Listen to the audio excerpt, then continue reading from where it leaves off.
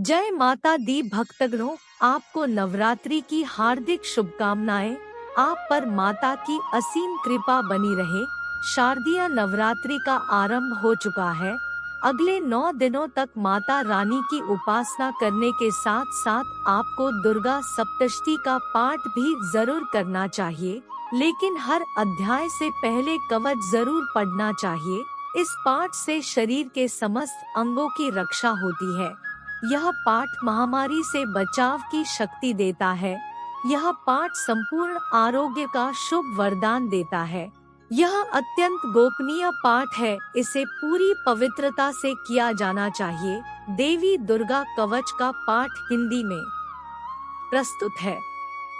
देवी कवच विनियोग। ओम अस्य श्रीचंडी कवचस्य ब्रह्मा ऋषिः अनुष्टुप छंदः चामुंडा देवता अंगन्या सोक्तमात्रो बीजम दिग्बंध देवतास्तत्वम श्रीजगदम्बा प्रीत्यर्थे सप्तशती पाठांगत्वेन जपे विनियोग।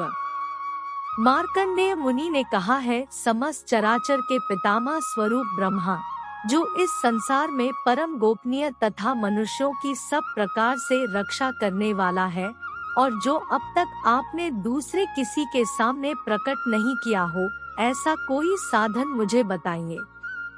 ब्रह्मा जी ने कहा, हे ऋषिवर्य, ऐसा साधन तो एक देवी का कवच ही है, जो गोपनीय से भी परम गोपनीय, पवित्र तथा संपूर्ण प्राणियों का उपकार करने वाला है। हे मुनिश्रेष्ठ, उसे श्रवण करें।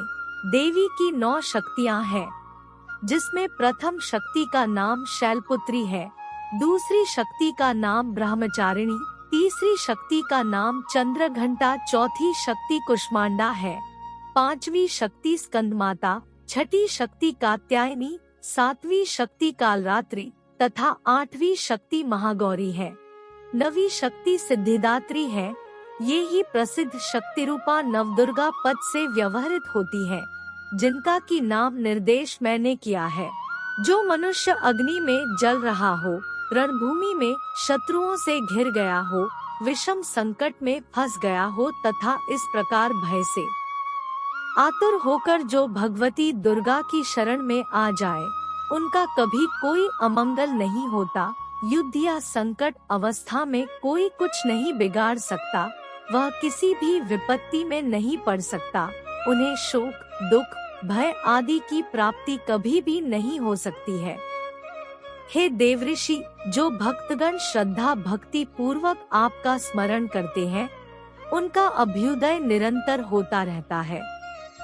हे देवी, जो आपका स्मरण करते हैं, उनकी निश्चय ही तुम रक्षा करती हो। प्रथम चामुंडा देवी प्रेत के वहाँ पर आसीन है, वाराही महर्षि पर आसीन है, ऐन्द्री का वहाँ ऐरावत हाथी है, और वैष्णवी गरुड़ पर स्थित है, एवं माहेश्वरी बैल पर तथा कौमारी मोर के ऊपर स्थित है। विष्णु पत्नी भगवती लक्ष्मी हाथ में कमल धारण की हुई कमल के आसन पर निवास करती है। श्वेत वर्ण वाली ईश्वरी वृष पर आसीन है। भगवती ब्राह्मणी समस्त अलंकारों से युक्त हंस पर विराजमान है। अनेक आभूषण एवं रत्नों से देदीप्यमान समस्त देवियां सभी योग शक्तियों से युक्त हैं। इनके अतिरिक्त और भी अनेक देवियां हैं, जो दैत्यों के विनाश के लिए तथा भक्तों की रक्षा के लिए क्रोध युक्त होकर रथ में सवार रहती है, तथा उनके कर कमलों में शंख, चक्र, गदा, शक्ति, हल, मुसल, खेटक, तोमर, परशु, पाश, भाला, त्रिशूल तथा उत्तम श्रृंग, धनुष आदि अस्त्र शास्त्र विराजमान है। दैत्यों का संहार, अपने भक्तों को अभय प्रदान एवं देवताओं की सुरक्षा करना ही एकमात्र उनके शस्त्र धारण का लक्ष्य है। महाभय को नष्ट करने वाली, महाबल, महाघोर पराक्रम एवं महान उत्साह से युक्त थे महारौद्रे, तुम्हें नमस्कार है। शत्रुओं को भय प्रदायक है देवी, तुम मेरी रक्षा करो। दूर धर्ष तेज के कारण मैं तुम्हारी ओर नहीं देख सकता। शत्रुओं का भय बढ़ाने वाली जगदम्बिके, मेरी रक्षा करो। पूर्व दिशा में ऐन्द्री मेरी रक्षा करे। अग्निकोण में अग्निशक्ति, दक्षिण दिशा में वाराही तथा नैऋत्य कोण में खड्गधारिणी मेरी रक्षा करे। पश्चिम दिशा में वारुणी और वायव्य कोण में मृग पर सवारी करने वाली देवी मेरी रक्षा करे। उत्तर दिशा में कौमारी और ईशान कोण में शूलधारिणी देवी रक्षा करे। ब्रह्माणी, तुम ऊपर की ओर से मेरी रक्षा करो और वैष्णवी देवी नीचे की ओर से मेरी रक्षा करे। इसी प्रकार शव को अपना वाहन बनाने वाली चामुंडा देवी दसों दिशाओं में मेरी रक्षा करे। जया आगे से और विजया पीछे की ओर से मेरी रक्षा करे। वाम भाग में अजिता और दक्षिण भाग में अपराजिता रक्षा करे। उद्योतिनी शिखा की रक्षा करे। उमा मेरे मस्तक पर विराजमान होकर रक्षा करे। ललाट में मालाद्री रक्षा करे और यशस्विनी देवी मेरी भौहों का संरक्षण करे। भौहों के मध्य भाग में त्रिनेत्रा और नथुनों की यमघंटा देवी रक्षा करे। दोनों नेत्रों के मध्य भाग में शंखिनी और कानों में द्वारवासिनी रक्षा करे। कालिका देवी कपोलों की तथा भगवती शांकरी कानों के मूल भाग की रक्षा करे। नासिका में सुगंधा और ऊपर के ओठ में चर्चिका देवी रक्षा करे। नीचे के ओठ में अमृतकला तथा जिह्वा में सरस्वती देवी रक्षा करे। कौमारी दांतों की और चंडिका कंठ प्रदेश की रक्षा करे। चित्रघंटा गले की घाटी की और महामाया तालु में रहकर रक्षा करे। कामाक्षी ठोड़ी की और सर्वमंगला मेरी वाणी की रक्षा करे। भद्रकाली ग्रीवा में और धनुर्धरी मेरुदंड में रहकर रक्षा करे। कंठ के बाहरी भाग में नीलग्रीवा और कंठ की नली में नलकुबरी रक्षा करे। दोनों कंधों में खडिगनी और मेरी दोनों भुजाओं की वज्रधारिणी रक्षा करे। दोनों हाथों में दंडिनी और अंगुलियों में अंबिका रक्षा करे। शूलेश्वरी नखों की रक्षा करे। कुलेश्वरी कुक्षी में रहकर रक्षा करे। महादेवी दोनों स्तनों की और शोकविनाशिनी देवी मन की रक्षा करे। ललिता देवी हृदय में और शूलधारिणी उदर में रहकर रक्षा करे। नाभि में कामिनी और गुह्य भाग की गुहेश्वरी रक्षा करे। पूतना और कामिका लिंग की और महेशवाहिनी गुदा की रक्षा करे। भगवती कटिभाग में और विंध्यवासिनी घुटनों की रक्षा करे। संपूर्ण कामनाओं को देने वाली महाबला देवी दोनों पिंडलियों की रक्षा करे। नारसिंही दोनों घुट्टियों की और तैतसी देवी दोनों चरणों के पृष्ठभाग की रक्षा करे। श्रीदेवी पैरों की अंगुलियों में और तलवासिनी पैरों के तलुओं में रहकर रक्षा करे। अपनी दाढ़ों के कारण भयंकर दिखाई देने वाली दंष्ट्राकराली देवी नखों की और ऊर्ध्वकेशिनी देवी केशों की रक्षा करे। रोमावलियों के छिद्रों में कौबेरी और त्वचा की वागीश्वरी देवी रक्षा करे।